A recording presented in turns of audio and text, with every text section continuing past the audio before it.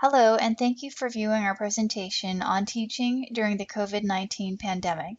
My name is Alice Kim. Hi, I'm Sadiq Khan. And I'm Lillian Park. The COVID-19 pandemic has had a huge global impact across various sectors, including higher education. In response to the pandemic, educators had to shift their courses from face-to-face delivery to remote delivery, and with little notice for both students and instructors.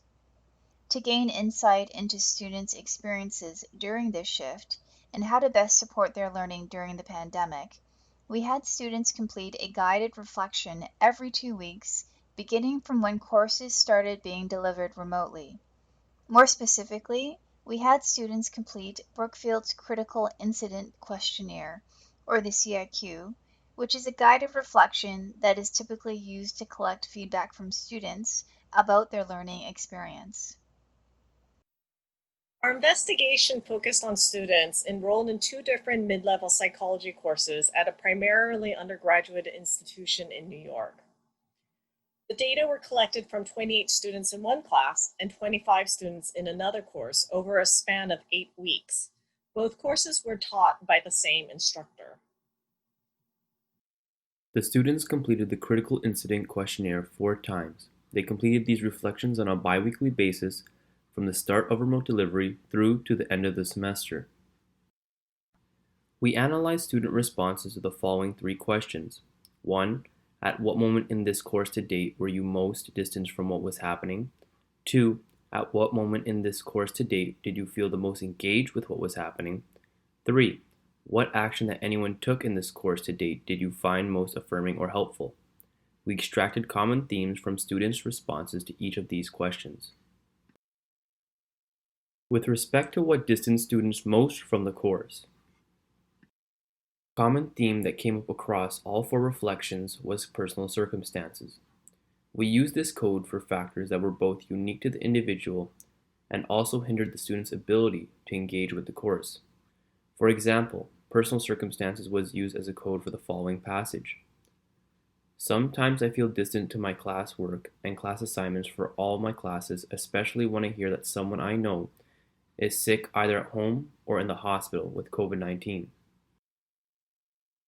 Another popular theme we found in response to when students felt most distanced from the course was the transition to remote delivery.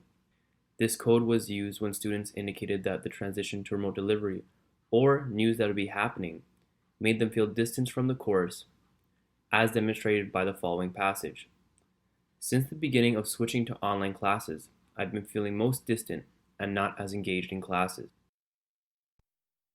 In terms of what students found most engaging,